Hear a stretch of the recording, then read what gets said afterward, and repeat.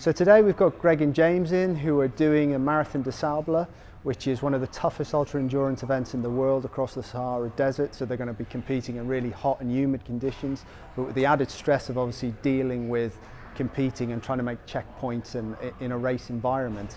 So they're coming in today for some acclimation to get used to those hot conditions before they fly out in a couple of weeks' time. So we're very lucky. Our environmental chamber can alternate between temperature and altitude with the added humidity that we can put into the room. So we can get up to 40 degrees in temperature and 90% humidity, or we can go up to 5,500 feet in altitude.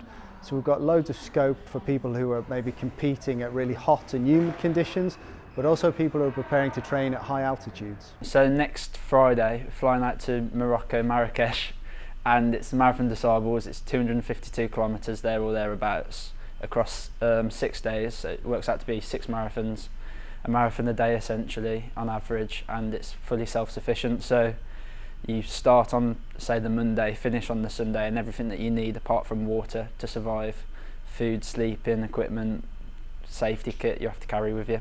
So my mum suffers from multiple sclerosis, so it's raising money for a cause that's closely aligned with other families that suffer from have multiple sclerosis. Walk once more. They do a lot of work with spinal cord injury, so that could just be something like a car crash and you've got a spinal cord injury, or they do a lot of work with people like vets coming out of the army and other families everywhere, far there and in between.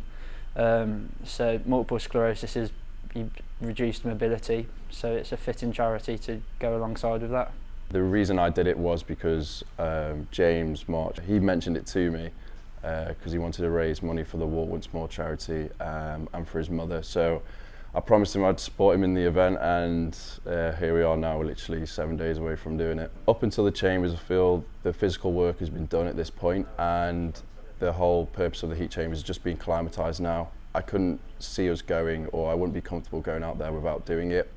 Like I say, we're checking our weights and our heart rate whilst we're in there, seeing how our body's adapting to temperatures that we've not trained in before. So, 40 degrees is what the chambers go up to.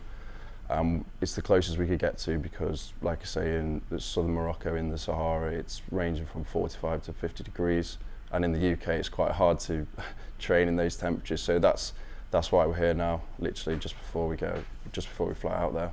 Oh, the students have been great. Like I say, I feel like this is very beneficial for them as well, because there's many tests that we're doing on our heart rate, how much weight we've lost, and stuff like that. So, and they've been very helpful with the whole process, really. Yeah.